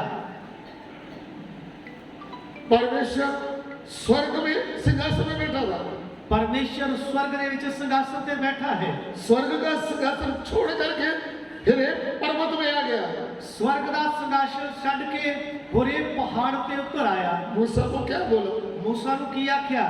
मैंने मेरे लोगों का दुख को देखा है, ਮੈਂ ਮੇਰੇ ਲੋਕਾਂ ਦੇ ਦੁੱਖ ਨੂੰ ਵੇਖਿਆ ਹੈ। मैंने उनकी आंसू का राग, मैंने रोना सुना है, ਮੈਂ ਉਹਨਾਂ ਦੇ ਰੋਣ ਦੀ ਆਵਾਜ਼ ਸੁਣੀ ਹੈ। मैं उनको छुड़ाने के लिए आया हूँ। ਮੈਂ ਉਹਨਾਂ ਨੂੰ ਛਡਾਉਣ ਵਾਸਤੇ ਉੱਤਰ ਆਇਆ ਹਾਂ। प्रिय भाइयों बहनों, प्यारे भैनों ते भराओ, जब आपके भाइयों की चिंता आपके मन में आएगी, तब आपका परमेश्वर आपके साथ खड़ा हो जाएगा। जब ਤੁਹਾਨੂੰ ਆਪਣੇ ਭੈਣਾਂ ਭਰਾਵਾਂ ਦੀ ਚਿੰਤਾ ਆਵੇਗੀ, ਤਦ स्वर्ग ਦਾ ਪਰਮੇਸ਼ਰ ਤੁਹਾਡੇ ਨਾਲ ਆ ਕੇ ਖੜਾ ਹੋ ਜਾਵੇਗਾ। नहमियों को हम एक लीडर के तौर पर देखते हैं। ਨੇਬੀਆਂ ਨੂੰ ਅਸੀਂ ਇੱਕ ਲੀਡਰ ਦੇ ਤੌਰ ਤੇ ਦੇਖ ਰਹੇ ਹਾਂ। वो सेवक नहीं था, ਉਹ ਸੇਵਕ ਨਹੀਂ ਸੀ, वो बाइबल कॉलेज करके नहीं आया था, ਉਹ ਬਾਈਬਲ ਕਾਲਜ ਦੇ ਵਿੱਚੋਂ ਡਿਗਰੀ ਲੈ ਕੇ ਨਹੀਂ ਆਇਆ ਸੀ। लेकिन अपने भाइयों के लिए सच्चा प्रेम रखने वाला था नहमिया। ਭਾਈ ਉਹ ਆਪਣੇ ਭੈਣਾਂ ਭਰਾਵਾਂ ਦੇ ਲਈ ਸੱਚਾ ਪਿਆਰ ਰੱਖਣ ਵਾਲਾ ਹੀ ਨੇਬੀਆਂ। यदि आप अपने भाई बहन जो गुलामी में आज भी पड़े हैं, ਅੱਜ ਵੀ ਜਿਹੜੇ ਤੁਹਾਡੇ ਭੈਣਾਂ ਭਰਾ ਸ਼ੈਤਾਨ ਦੀ ਗੁਲਾਮੀ 'ਚ ਪਏ ਹੋਏ ਹਨ, पाप की गुलामी, शैतान की गुलामी, शराब की, मृत्यु की गुलामी में पड़े हैं, ਜਿਹੜੇ ਲੋਕ ਸ਼ੈਤਾਨ ਦੀ ਗੁਲਾਮੀ 'ਚ, ਮੌਤ ਦੀ ਗੁਲਾਮੀ 'ਚ, ਸ਼ਰਾਬ ਦੀ ਗੁਲਾਮੀ 'ਚ, ਪਾਪ ਦੀ ਗੁਲਾਮੀ 'ਚ ਪਏ ਹੋਏ ਹਨ, क्या आपको उनकी चिंता आ रही है? ਕੀ ਤੁਹਾਨੂੰ ਉਹਨਾਂ ਦੀ ਚਿੰਤਾ ਆ ਰਹੀ ਹੈ? ध्यान दीजिए, ਧਿਆਨ ਦਿਓ ਜੀ, आप पाप के गड्ढे में पड़े हुए थे, ਤੁਸੀਂ ਪਾਪ ਦੀ ਦਲਦਲ 'ਚ ਡਿੱਗੇ ਹੋਏ ਸੀ। प्रभु ने आपको उनसे उठाया है, ਪਰਮੇਸ਼ਰ ਨੇ ਤੁਹਾਨੂੰ ਉਧਰੋਂ ਚੁੱਕਿਆ ਹੈ, आपको स्वर्ग स्थान में बिठाया है, ਤੁਹਾਨੂੰ ਸਵਰਗੀ ਸਥਾਨਾਂ ਤੇ ਬਿਠਾਇਆ ਹੈ, आपको उच्च स्थान दिया है। ਤੁਹਾਨੂੰ ਉੱਚੀ ਪਦਵੀ ਦਿੱਤੀ ਹੈ। हे मेरे भाई, हे ਮੇਰੇ ਭਰਾ, हे मेरी बहन, हे ਮੇਰੀ ਭੈਣ, हो ब्रदर सिस्टर, हे ਭੈਣੋ ਤੇ ਭਰਾਓ, आपको उच्च स्थान दिया। ਤੁਹਾਨੂੰ ਉੱਚੀ ਪਦਵੀ ਦਿੱਤੀ ਆ। क्या आपने कभी बैठकर सोचा ਕੀ ਤੁਸੀਂ ਕਦੇ ਬੈਠ ਕੇ ਇਸ ਗੱਲ ਦੇ ਬਾਰੇ ਸੋਚਿਆ ਹੈ? मेरे गांव के लोगों का हाल क्या है, ਮੇਰੇ ਪਿੰਡ ਦੇ ਲੋਕਾਂ ਦੀ ਦੁਰਦਸ਼ਾ ਕਿਹੋ ਜੀ ਆ? मेरे शहर के लोगों का हाल क्या है, ਮੇਰੇ ਸ਼ਹਿਰ ਦੇ ਵਿੱਚ ਜੋ ਲੋਕ ਰਹਿ ਰਹੇ ਆ, ਉਹ ਕਿਹੜੇ ਹਾਲ 'ਚ ਰਹਿ ਰਹੇ ਆ? मेरे स्टेट के लोगों का, मेरे देश के लोगों का हाल क्या है? ਮੇਰੇ ਪੰਜਾਬ ਦੇ ਲੋਕਾਂ ਦਾ, ਮੇਰੇ ਹਿੰਦੁਸਤਾਨ ਦੇ ਲੋਕਾਂ ਦਾ ਹਾਲ ਕੀ ਹੈ? क्या आपने कभी सोचा है? ਕੀ ਤੁਸੀਂ ਕਦੀ ਸੋਚਿਆ ये नेबिया क्यों रोता है? ਇਹ ਨੇਮੀਆ ਕਿਉਂ ਰੋਣ ਡਿਆ ਆ? अरे नेबिया तेरा बाप मर गया है। ਨੇਮੀਆ ਨੂੰ ਪੁੱਛਿਆ ਜਾਏ ਕਿ हे ਨੇਮੀਆ, ਕੀ ਤੇਰਾ ਪਿਤਾ ਮਰ ਗਿਆ ਆ? ना, ਉਹ ਕਹੇਗਾ ਨਹੀਂ, मैं मेरे बाप के लिए नहीं रो रहा। ਮੈਂ ਮੇਰੇ ਪਿਤਾ ਵਾਸਤੇ ਨਹੀਂ ਰੋ ਰਿਹਾ। फिर क्या हो गया? ਫਿਰ ਕੀ ਹੋ ਗਿਆ? आपके बच्चों की फीस नहीं है, ਤੇਰੇ ਬੱਚਿਆਂ ਦੀ ਫੀਸ ਨਹੀਂ ਤਰੀ, इसलिए तो रो रहा है। ਇਸ ਲਈ ਰੋ ਰਿਹਾ ਹੈ। भाड़े का रूम से उन्होंने आपको बाहर निकाल दिया, भाड़ा नहीं इसलिए रो रहा है। ਜਿਹੜੇ ਕਮਰੇ 'ਚ ਤੂੰ ਕਿਰਾਏ ਤੇ ਰਹਿ ਰਿਹਾ ਸੀ, ਉਹਨਾਂ ਤੈਨੂੰ ਬਾਹਰ ਕੱਢ ਦਿੱਤਾ ਹੈ। अरे मुझे कुछ भी चिंता नहीं, मैं अच्छा खासा हूँ। ਉਹ ਕਹੇਗਾ ਮੈਨੂੰ ਕਿਸੇ ਗੱਲ ਦੀ ਚਿੰਤਾ ਨਹੀਂ, ਮੈਂ ਤੇ ਬਹੁਤ ਖੁਸ਼ ਹਾਂ, लेकिन मेरे भाइयों का दर्द तो मुझे छीनता है।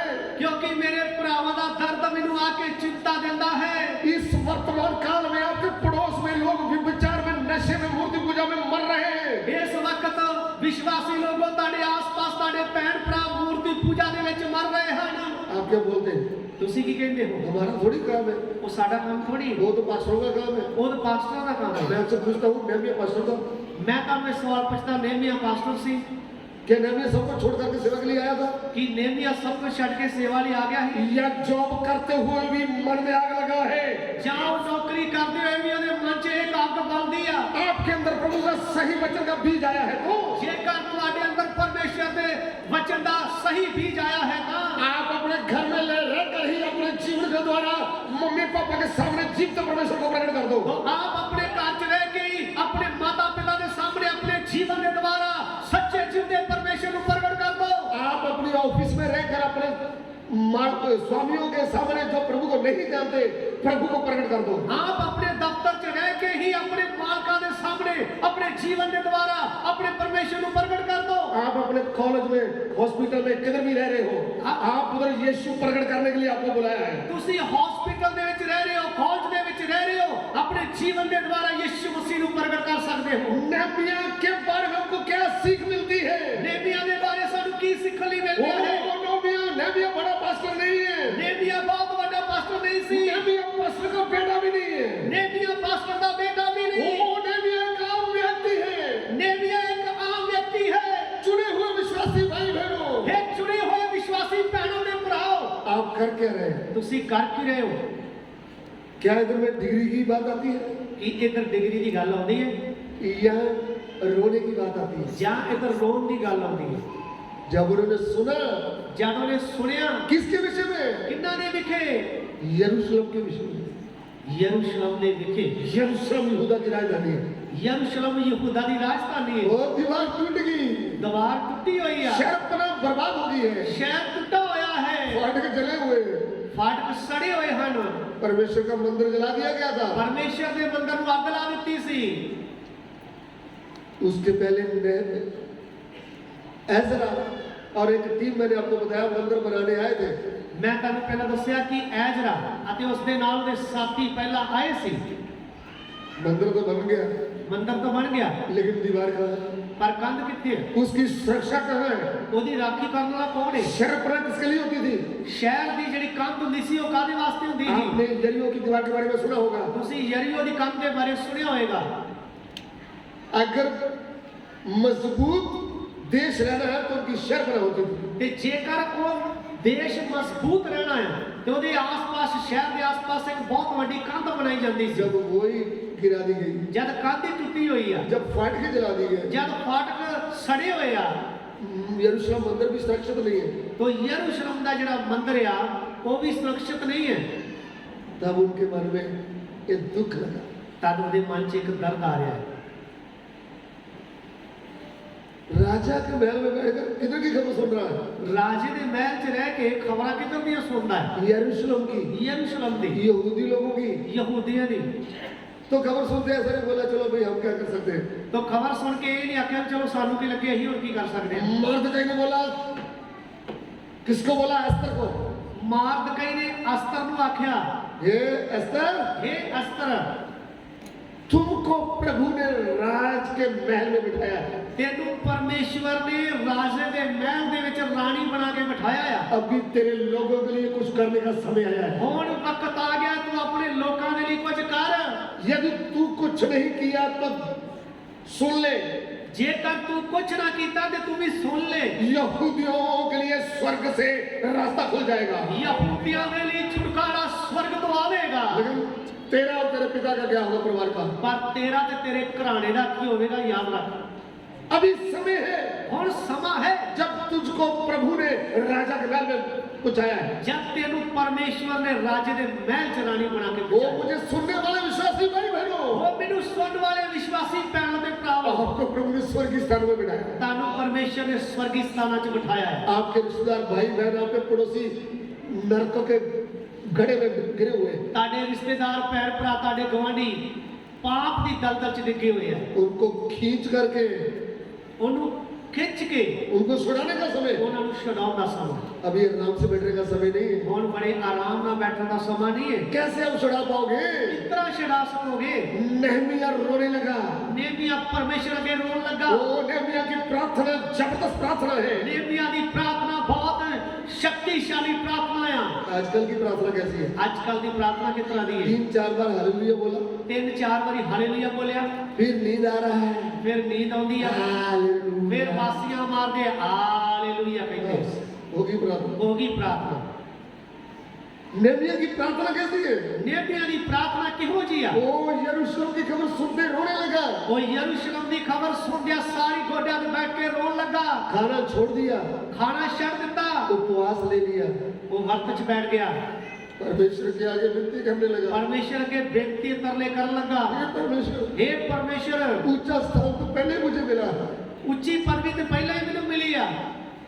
अभी मेरे लोगों को उनको कैसे देख रहा है, यरूशलेम की दीवार कैसे बनना है, फाटकों का क्या करना है, वो है मेरा प्रश्न प्रभु। ਹੁਣ ਅਗਲਾ ਸਵਾਲ ਮੇਰਾ ਪ੍ਰਭੂ ਇਹ ਆ ਕਿ ਯਰੂਸ਼ਲਮ ਦੀ ਕੰਧਾਂ ਟੁੱਟੀਆਂ ਹੋਈਆਂ ਆ, ਉਧਰ ਦੇ ਲੋਕ ਜਿਹੜੇ ਆ ਉਹ ਭੈੜੀ ਦੁਰਦਿਸ਼ਾ ਦੇ ਵਿੱਚ ਆ, ਉਹਨਾਂ ਦੇ ਬਾਰੇ ਕੀ ਕਰਨਾ। प्रभु जिस राजा के साथ में रहता हूँ, ਪ੍ਰਭੂ ਜਿਸ ਰਾਜੇ ਦੇ ਸਾਹਮਣੇ ਮੈਂ ਰਹਿੰਦਾ ਹਾਂ, आपने उस राजा के मन को ऐसा बनाना है वो मेरे मन की बात बूझ ले। ਤੇ ਤੁਸੀਂ ਉਸ ਰਾਜੇ ਨੂੰ ਆਪਣੇ ਕਬਜ਼ੇ ਵਿੱਚ ਲੈ ਲਓ ਕਿ ਉਹ ਮੇਰੇ ਮਨ ਦੀ ਗੱਲ ਬੁੱਝ ਲਵੇ। हमारा परमेश्वर राजों के मनों को बदल डालने वाला है। ਸਾਡਾ ਪਰਮੇਸ਼ਰ ਰਾਜਿਆਂ ਦੇ ਮਨ ਨੂੰ ਬਦਲ ਦਿੰਦਾ ਹੈ। हमारा परमेश्वर विरोधियों को पांव की चौकी बनाने वाला है। ਸਾਡਾ ਪਰਮੇਸ਼ਰ ਦੁਸ਼ਮਣ ਨੂੰ ਸਾਡੇ ਪੈਰ ਦੀ ਚੌਂਕੀ ਬਣਾਉਣ ਵਾਲਾ ਪਰਮੇਸ਼ਰ ਹੈ। हमारा परमेश्वर भस्म करने वाली आग है। ਸਾਡਾ ਪਰਮੇਸ਼ਰ ਭਸਮ ਕਰਨ ਵਾਲੀ ਅੱਗ ਹੈ। हमारा परमेश्वर राजों की बुद्धि निकाल करके एक जानवर की तरह बना देता है। ਸਾਡਾ ਪਰਮੇਸ਼ਰ ਰਾਜਿਆਂ ਦੀ ਬੁੱਧ ਕੱਢ ਕੇ ਉਹਨਾਂ ਨੂੰ ਡੰਗਰਾਂ ਦੇ ਨਾਲ ਘਾਹ ਖਵਾ ਦਿੰਦਾ ਹੈ। इसलिए हमको डरने की जरूरत नहीं। ਇਸ ਲਈ ਸਾਨੂੰ ਡਰਨ ਦੀ ਲੋੜ ਨਹੀਂ।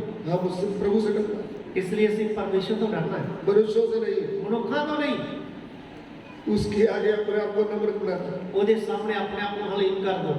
नेमिया क्या कर रहा है? ਨੇਮੀਆ ਕੀ ਕਰਦਾ ਪਿਆ? उपवास प्रार्थना। ਵਰਤ ਰੱਖ ਕੇ ਬੈਠਾ ਹੈ।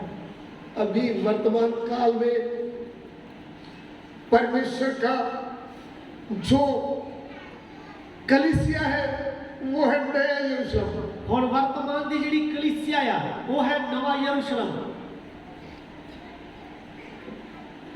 नए यरूशलेम की तैयारी हो रही है। ਨਵੇਂ ਯਰੂਸ਼ਲਮ ਦੀ ਤਿਆਰੀ ਹੋ ਰਹੀ ਹੈ। कुछ जीवते पत्थरों पर है, ਕੁਝ ਜਿਉਂਦੇ ਪੱਥਰ ਉੱਤੇ ਹੈ, कुछ जीवते पत्थर इधर है, ਕੁਝ ਜਿਉਂਦੇ ਪੱਥਰ ਧਰਤੀ ਤੇ ਹਨ। लेकिन अभी सुरक्षा नहीं है। ਹੁਣ ਰਖਵਾਲੀ नहीं है। आत्मिक दीवार अभी भी गिर गई है, ਆਤਮਾ ਦੀ ਕੰਧ ਅਜੇ ਵੀ ਡਿੱਗੀ ਹੋਈ ਹਨ। क्योंकि आत्मिक तौर पर एक आत्मिक मंदिर बन रहा है। क्योंकि आत्मिक मंदिर एक बन रहा है। उसके लिए मैं एक वचन पढ़ना चाहूंगा। ਉਹਦੇ ਲਈ ਅਸੀਂ ਇੱਕ ਵਚਨ ਪੜ੍ਹਨਾ ਚਾਹਾਂਗੇ। अफेसियों की पत्री एफेसियों ਦੀ ਪੱਤਰੀ उसका 2 अध्याय, ਉਸਦਾ 2 ਅਧਿਆਇ उसका 20, 21 और 22। ਉਹਦੇ 20 ਵਚਨ ਤੋਂ ਲੈ ਕੇ 22 ਵਚਨ ਤੱਕ। ਅਤੇ ਰਸੂਲਾਂ ਅਤੇ ਨਬੀਆਂ ਦੀ ਨੀਂਹ ਤੇ ਬਣੇ ਹੋਏ ਹੋ, ਜਿਹਦੇ ਖੂੰਜੇ ਦਾ ਪੱਥਰ ਆਪ ਮਸੀਹ ਯੀਸ਼ੂ ਹੈ, ਜਿਹਦੇ ਵਿੱਚ ਸਾਰੀ ਇਮਾਰਤ ਇੱਕ ਸੰਗ ਜੁੜ ਕੇ ਪ੍ਰਭੂ ਵਿੱਚ ਪਵਿੱਤਰ ਹੈਕਲ ਬਣਦੀ ਜਾਂਦੀ ਹੈ, ਜਿਸ ਵਿੱਚ ਤੁਸੀਂ ਵੀ ਆਤਮਾ ਵਿੱਚ ਪਰਮੇਸ਼ਵਰ ਦਾ ਭਵਨ ਹੋਣ ਲਈ ਇੱਕ ਸੰਗ ਬਣਾਏ ਜਾਂਦੇ ਹੋ। और प्रेरितों और भविष्यद्वक्ताओं कामों की नींव पर, जिसके कोने का पत्थर मसीह यीशु स्वयं ही है, बनाए गए हो, जिसमें सारी रचना एक साथ मिलकर प्रभु में एक पवित्र मंदिर बनती जाती है, जिसमें तुम भी आत्मा के द्वारा परमेश्वर का निवास स्थान होने के लिए एक साथ बनाए जाते हो। देखिए, देखो जी, यहाँ पे परमेश्वर का आत्मिक भवन के बारे में पौलुस लिखते हैं। इधर पौलुस रसूल परमेश्वर ਦੇ ਲਈ ਇੱਕ ਆਤਮਿਕ ਘਰ ਬਣਾਇਆ ਜਾ ਰਿਹਾ ਹੈ, ਉਹਦੇ ਬਾਰੇ ਲਿਖਿਆ ਹੈ। प्रभु की कलीसिया को बहुत से नाम दिए गए हैं। परमेश्वर ਦੀ ਕਲੀਸਿया ਨੂੰ ਬਹੁਤ ਸਾਰੇ ਨਾਮ ਦਿੱਤੇ ਗਏ ਹਨ। उन नामों में से एक भवन भी दिया गया, ਉਸ ਨਾਮਾਂ ਦੇ ਵਿੱਚੋਂ ਇੱਕ ਨਾਮ ਭਵਨ ਵੀ ਦਿੱਤਾ ਗਿਆ। आत्मिक भवन, ਆਤਮਿਕ ਭਵਨ, आत्मिक घर, ਆਤਮਿਕ ਘਰ जीवते पत्थरों से बनता है। ਜਿਉਂਦੇ ਪੱਥਰਾਂ ਦੇ ਨਾਲ ਬਣਦਾ ਹੈ। नेहमिया जो दीवार बनाने जा रहा था, ਨੇਮੀਆ ਜੋ ਕੰਧ ਬਣਾਉਣ ਜਾ ਰਿਹਾ ਸੀ, वो पत्थरों से बनता था, ਉਹ ਪੱਥਰਾਂ ਦੇ ਨਾਲ ਬਣਦੀ ਸੀ। लेकिन आत्मिक दीवार जो है वो जीवते पत्थरों से बनती है। ਪਰ ਆਤਮਿਕ ਦੀਵਾਰ ਜਿਹੜੀ ਆ ਉਹ ਜਿਉਂਦੇ ਪੱਥਰਾਂ ਨਾਲ ਬਣਦੀ ਹੈ। जीवते पत्थर कौन से हैं? ਜਿਉਂਦੇ ਪੱਥਰ ਕੌਣ ਹਨ? जिनको जीवते परमेश्वर प्रभु यीशु को ग्रहण किया, जिन्ने लोगों ने जिਉਂਦੇ परमेश्वर प्रभु यीशु मसीह ਨੂੰ ਕਬੂਲ ਕੀਤਾ ਹੈ। जीवता पत्थर कौन है? जिਉਂਦਾ पत्थर कौन है? पहला पत्रस 2 अध्याय, पहला पत्रस 2 अध्याय उसका 4 और 5 वचन। ਉਹਦਾ 4 ਤੇ 5 ਵਚਨ ਪੜ੍ਹੇਗੇ। ਜਿਹਦੇ ਕੋਲ ਤੁਸੀਂ ਆਏ ਹੋ, ਜਾਣੋ ਇੱਕ ਜਿਉਂਦੇ ਪੱਥਰ ਕੋਲ, ਜਿਹੜਾ ਮਨੁੱਖਾਂ ਕੋਲੋਂ ਤਾਂ ਰੱਦਿਆ ਗਿਆ, ਪਰੰਤੂ ਪਰਮੇਸ਼ਵਰ ਦੇ ਭਾਣੇ ਚੁਣਿਆ ਹੋਇਆ ਅਤੇ ਅਮੋਲਕ ਹੈ। ਤੁਸੀਂ ਆਪ ਵੀ ਜਿਉਂਦੇ ਪੱਥਰਾਂ ਦੀ ਨਿਆਈ ਹੋ ਕੇ ਆਤਮਿਕ ਘਰ ਉਸਰਦੇ ਜਾਓ, ਭਈ ਜਾਜਕਾਂ ਦੀ ਪਵਿੱਤਰ ਮੰਡਲੀ ਬਣੋ, ਤਾਂ ਜੋ ਤੁਸੀਂ ਉਹ ਆਤਮਿਕ ਬਲੀਦਾਨ ਚੜਾਓ ਜਿਹੜੇ ਯਿਸੂ ਮਸੀਹ ਦੇ ਰਾਹੀਂ ਪਰਮੇਸ਼ਵਰ ਨੂੰ ਪਾਉਂਦੇ ਹਨ। जी उसके पास आकर जिसे मनुष्यों ने तो निकम्मा ठहराया, परंतु परमेश्वर के निकट चुना हुआ और बहुमूल्य जीवता पत्थर है, तुम भी आप जीवते पत्थरों के समान आत्मिक घर बनते जाते हो, जिससे याजकों का पवित्र समाज बनकर ऐसे आत्मिक बलिदान चढ़ाओ जो यीशु मसीह के द्वारा परमेश्वर को ग्राह्य है। देखिए यहाँ पे परमेश्वर का पवित्र मंदिर या आत्मिक घर बन रहा है। तो इधर ਅਸੀਂ ਦੇਖਿਆ ਕਿ ਪਰਮੇਸ਼ਵਰ ਦਾ ਆਤਮਿਕ ਘਰ ਬਣ ਰਿਹਾ ਹੈ। उसको प्रभु ने प्रकाशित वाक्य में नया यरूशलेम का नाम दिया तो है। ਪ੍ਰਕਾਸ਼ ਦੀ ਪੋਥੀ ਦੇ ਵਿੱਚ ਉਸ ਨੂੰ ਨਵਾਂ ਯਰੂਸ਼ਲਮ ਬੋਲਿਆ ਗਿਆ ਹੈ। प्रकाशित वाक्य 21 अध्याय निकालें। ਪ੍ਰਕਾਸ਼ ਦੀ ਪੋਥੀ 21 ਅਧਿਆਇ ਕਰੀਏ।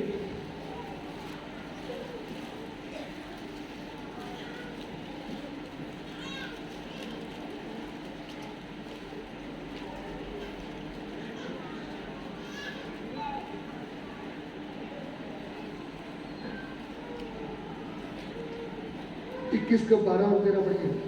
21 ਦਾ 12 ਤੇ 13 ਵਚਨ ਪੜ੍ਹੀਏ। ਅਤੇ ਉਹਦੀ ਵੱਡੀ ਅਤੇ ਉੱਚੀ ਸਫੀਲ ਹੈ ਅਤੇ ਉਹਦੇ 12 ਦਰਵਾਜ਼ੇ ਹਨ ਅਤੇ ਉਹਨਾਂ ਦਰਵਾਜ਼ਿਆਂ ਉੱਤੇ 12 ਦੂਤ ਅਤੇ ਉਹਨਾਂ ਉੱਤੇ ਨਾਮ ਲਿਖੇ ਹੋਏ ਸਨ, ਜਿਹੜੇ ਇਸਰਾਇਲ ਦੇ ਵੰਸ਼ ਦੀਆਂ 12 ਗੋਤਾਂ ਦੇ ਨਾਮ ਹਨ। ਚੜ੍ਹਦੀ ਵੱਲੇ 3 ਦਰਵਾਜ਼ੇ ਅਤੇ ਉੱਤਰ ਵੱਲੇ 3 ਦਰਵਾਜ਼ੇ ਅਤੇ ਦੱਖਣ ਵੱਲੇ 3 ਦਰਵਾਜ਼ੇ ਅਤੇ ਲਹਿੰਦੀ ਵੱਲੇ 3 ਦਰਵਾਜ਼ੇ ਹਨ।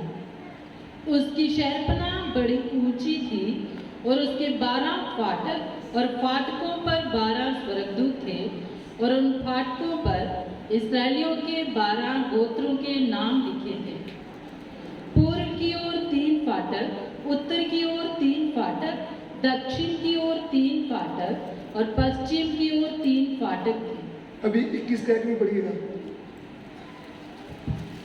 ਤਾਂ ਮੈਂ ਨਵਾਂ ਆਕਾਸ਼ ਅਤੇ ਨਵੀਂ ਧਰਤੀ ਵੇਖੀ, ਕਿਉਂ ਜੋ ਪਹਿਲਾ ਆਕਾਸ਼ ਅਤੇ ਪਹਿਲੀ ਧਰਤੀ ਜਾਂਦੀ ਰਹੀ ਹੈ ਅਤੇ ਹੁਣ ਅਗਾਂਹ ਨੂੰ ਸਮੁੰਦਰ ਹੈ ਨਹੀਂ। फिर मैंने नए आकाश और नई पृथ्वी को देखा, क्योंकि पहला आकाश और पहली पृथ्वी जाती रही थी और समुद्र भी ना रहा। दूसरा वचन।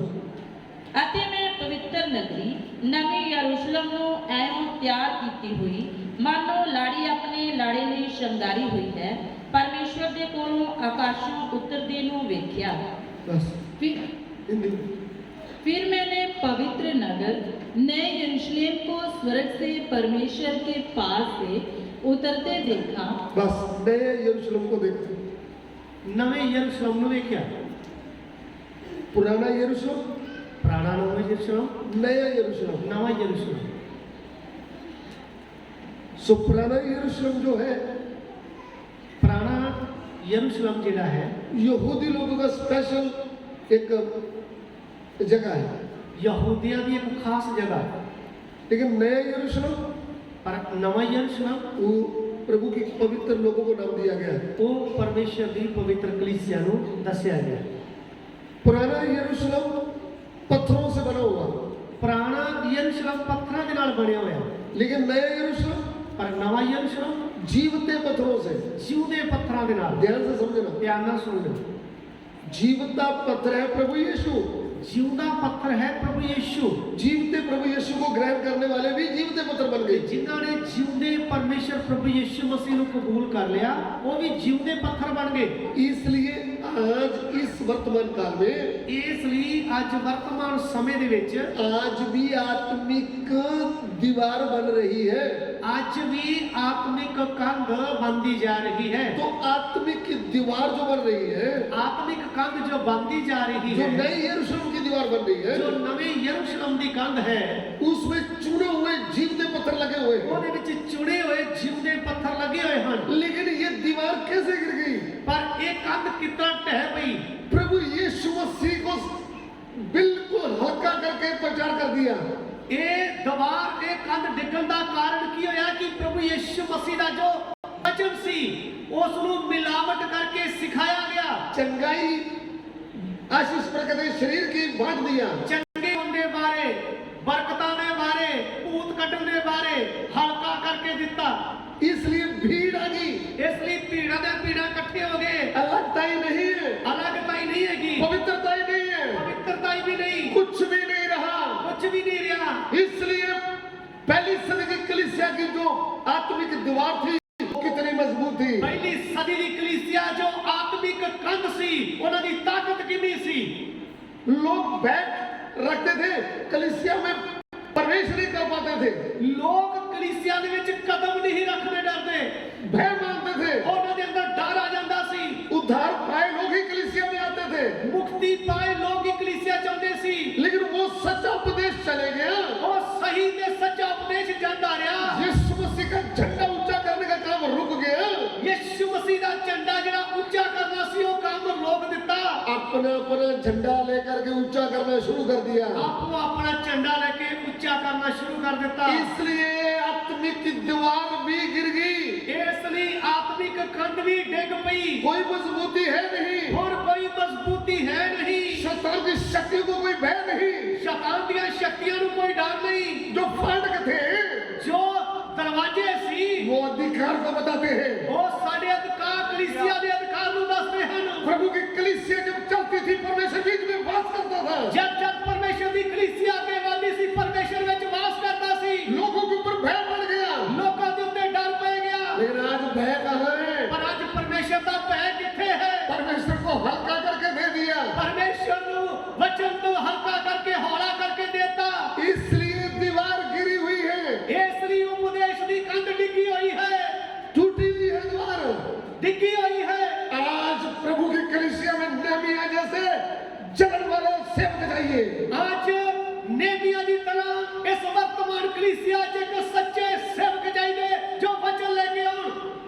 सेवक अपनी महिमा वाले नहीं, ਆਪਣੀ ਮਹਿਮਾ ਕਰਨ ਵਾਲੇ ਨਹੀਂ, रोने वाले चाहिए, ਰੋਣ ਵਾਲੇ, उपवास रखने वाले चाहिए। ਵਰਤ ਰੱਖਣ ਵਾਲੇ। आज प्रभु की कलीसिया में बहनें खाली प्रचार करके अपने आप को दिखाने वाली नहीं, ਅੱਜ ਵਰਤਮਾਨ ਕਲੀਸਿया 'ਚ ਪੈਣਾ सिर्फ प्रचार करके अपने आप ਨੂੰ ਉੱਚਾ ਦਿਖਾਉਣ ਵਾਲੀਆਂ ਨਹੀਂ। इस्राएल के लिए रोने वाली, वो पेड़ के नीचे बैठकर प्रभु के आगे विनती करने वाली दोबारा जैसे चाहिए। ਉਹ ਪੁਰਾਣੇ ਨਿਯਮ ਦੇ ਵਿੱਚ ਅਸੀਂ ਵੇਖਦੇ ਕਿ ਦੁਬਾਰਾ ਨਬੀਆਂ ਉਹਦੇ ਵਰਗੀਆਂ ਵਰਤਮਾਨ ਕਲੀਸਿया 'ਚ ਕੁਝ ਪੈਣਾ ਚਾਹੀਦੀਆਂ ਜੋ ਕਲੀਸਿया ਦੀ ਚਿੰਤਾ ਕਰਨ, ਜੋ ਕਲੀਸਿया ਦੇ ਮਸਲੇ ਦੇਖਣ। प्रभु एक नेहमिया को देखा, ਹੁਣ ਅਸੀਂ ਇੱਕ ਨੇਮੀਆ ਨੂੰ ਵੇਖਿਆ, प्रभु ने एक नेहमिया को देखा। ਪਰਮੇਸ਼ਰ ਨੇ ਇੱਕ ਨੇਮੀਆ ਨੂੰ ਵੇਖਿਆ। हमारा परमेश्वर देखता है, ਸਾਡਾ ਪਰਮੇਸ਼ਰ ਵੇਖਦਾ, ये पेड़ के नीचे बैठने वाले नथानियों को भी देखता है, ਇਹ ਰੁੱਖ ਦੇ ਥੱਲੇ ਬੈਠਣ ਵਾਲੇ ਨਥਾਨੀਅਲ ਨੂੰ ਵੇਖ ਲੈਂਦਾ ਹੈ। पेड़ के ऊपर छुपकर जक्कई को भी देखता है। ਇਹ ਜਿਹੜਾ ਰੁੱਖ ਦੇ ਵਿੱਚ ਉੱਤੇ ਲੁੱਕ ਕੇ ਬੈਠਾ ਹੈ ਜੱਕੀ, ਉਹਨੂੰ ਵੀ ਵੇਖ ਲੈਂਦਾ। ये नेहमिया की प्रार्थना को भी देखता है। ਇਹ ਨੇਮੀਆ ਦੀ ਪ੍ਰਾਰਥਨਾ ਨੂੰ ਵੀ ਦੇਖਦਾ ਹੈ। आपको भी देख रहा है, मुझे भी देख रहा है। ਤੁਹਾਨੂੰ ਵੀ ਦੇਖ ਰਿਹਾ, ਮੈਨੂੰ ਵੀ ਦੇਖ ਰਿਹਾ। हम करके आते हैं। ਅਸੀਂ ਕਰ ਕੀ ਰਹੇ ਹਾਂ? प्रभु के दास लोगों, ਪਰਮੇਸ਼ਰ ਦੇ ਦਾਸ ਲੋਕੋ, क्या परमेश्वर आज एक नए नेम का नेहमिया देख पाएगा? ਕੀ ਪਰਮੇਸ਼ਰ ਤੁਹਾਡੇ ਵਿੱਚੋਂ ਅੱਜ ਨਵੇਂ ਨੇਮ ਦਾ ਕੋਈ ਨੇਮੀਆ ਵੇਖੇਗਾ? नेहमिया तो बहुत है, ਨੇਮੀਆ ਤਾਂ ਬਹੁਤ ਸਾਰੇ ਆ, नकली नेहमिया ਨਕਲੀ ਨੇਮੀਆ जो अपने बच्चों के लिए रो रहे हैं, ਜੋ ਆਪਣੇ ਬੱਚਿਆਂ ਲਈ ਰੋਂਦੇ ਆ, अपने घर के लिए रो रहे हैं। ਆਪਣੇ ਘਰ ਲਈ ਰੋਂਦੇ ਆ। मुझे तो घर ही नहीं मिला, ਮੈਨੂੰ ਤੇ ਘਰ ਨਹੀਂ ਮਿਲਿਆ, दूसरों के पास तो गाड़ी है, मेरे पास क्या? ਦੂਜਿਆਂ ਦੇ ਕੋਲ ਗੱਡੀਆਂ ਤੇ ਮੈਨੂੰ ਕੀ ਮਿਲਿਆ? ऐसे नेहमिया आपको बहुत मिलेंगे, ਇਹੋ ਜਿਹੇ ਨੇਮੀਆ ਤੁਹਾਨੂੰ ਬਹੁਤ ਸਾਰੇ ਮਿਲ ਜਾਣਗੇ। लेकिन सच्चे मन का नेहमिया क्या कर रहा है? ਸੱਚੇ ਦਿਲ ਵਾਲਾ ਨੇਮੀਆ ਕੀ ਕਰ ਰਿਹਾ ਹੈ? वो सच्चे मन से यहूदी लोगों की चिंता कर रहा है। ਉਹ ਸੱਚੇ ਦਿਲ ਦੇ ਨਾਲ ਯਹੂਦੀਆਂ ਦੀ ਚਿੰਤਾ ਕਰਦਾ ਹੈ। पौलुस प्रेरित क्या कहते हैं? ਪੌਲਸ ਰਸੂਲ ਕੀ ਕਹਿੰਦਾ ਹੈ? मैं तीमुथियुस को आपके पास भेज रहा हूँ। ਮੈਂ ਤਿਮੋਥੀਅਸ ਨੂੰ ਤੁਹਾਡੇ ਕੋਲ ਘੱਲ ਰਿਹਾ ਹਾਂ। सच्चे मन से चिंता करने वाला, उसके अलावा मेरे पास और कोई नहीं है। ਸੱਚੇ ਮਨ ਨਾਲ ਚਿੰਤਾ ਕਰਨ ਵਾਲਾ ਉਹ ਵਿਅਕਤੀ ਆ, ਉਹਦੇ ਵਰਗਾ ਹੋਰ ਮੇਰੇ ਕੋਲ ਕੋਈ ਨਹੀਂ ਹੈ। जो परमेश्वर की कलीसिया के पत्थर गिर गए हैं, ਜਿਹੜੇ ਕਲੀਸਿया ਦੇ ਵਿੱਚੋਂ ਪੱਥਰ ਡਿੱਗ ਚੁੱਕੇ ਹਨ, कुछ भाई बहन लगताई में गिर गए हैं, ਕੁਝ ਭੈਣਾਂ ਤੇ ਭਰਾ ਅਲੱਗਤਾਈ ਦੇ ਉਪਦੇਸ਼ ਤੋਂ ਡਿੱਗ ਪਏ ਹਨ, पवित्रताई से गिर गए हैं, ਪਵਿੱਤਰਤਾਈ ਤੋਂ ਡਿੱਗ ਪਏ ਹਨ, संसार में फंस गए हैं। ਸੰਸਾਰ ਦੀਆਂ ਇੱਛਾਵਾਂ 'ਚ ਫਸ ਗਏ ਹਨ। उनके लिए रोने वाला कोई नेहमिया आज मिलेगा। ਉਹਨਾਂ ਵਾਸਤੇ ਰੋਣ ਵਾਲਾ ਕੋਈ ਨੇਮੀਆ ਲੱਭੇਗਾ। वो मुझे सुनने वाले प्रिय भाइयों बहनों, ਉਹ ਮੈਨੂੰ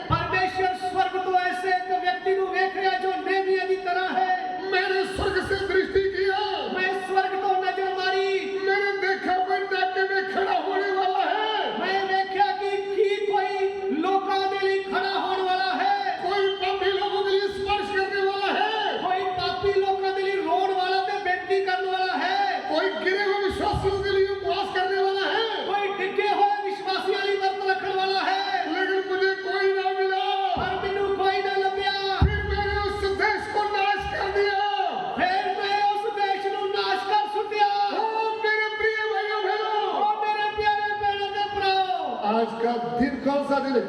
ਅੱਜ ਦਾ ਦਿਨ ਕਿਹੜਾ ਦਿਨ ਹੈ? अपने देश के लिए, ਆਪਣੇ ਦੇਸ਼ ਦੇ ਲਈ, अपने स्टेट के लिए, ਆਪਣੇ ਪੰਜਾਬ ਦੇ ਲਈ, अपने डिस्ट्रिक्ट के लिए, ਆਪਣੇ ਜ਼ਿਲ੍ਹੇ ਦੇ ਲਈ, अपने गांव के लिए, ਆਪਣੇ ਪਿੰਡ ਦੇ ਲਈ, अपने रिश्ते भाई बहनों के लिए। ਆਪਣੇ ਰਿਸ਼ਤੇਦਾਰਾਂ ਔਰ ਭੈਣ ਭਰਾਵਾਂ ਦੇ ਲਈ। अगर आपको छुटकारा मिला है, ਅਗਰ ਤੁਹਾਨੂੰ ਛੁਟਕਾਰਾ ਮਿਲ अगर ਚੁੱਕਾ, आपका उद्धार हुआ है, ਅਗਰ ਤੁਹਾਡੀ ਮੁਕਤੀ ਹੋ ਗਈ ਆ, आपका हमारा जिम्मेवारी क्या है? ਸਾਡੀ ਹੁਣ ਜ਼ਿੰਮੇਵਾਰੀ ਕੀ ਆ?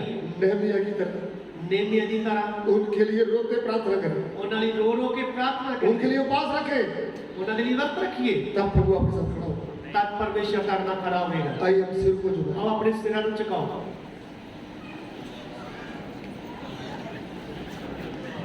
प्रार्थना करें। ਪ੍ਰਾਰਥਨਾ ਕਰੋਗੇ। प्रभु ने आपसे बात किया है।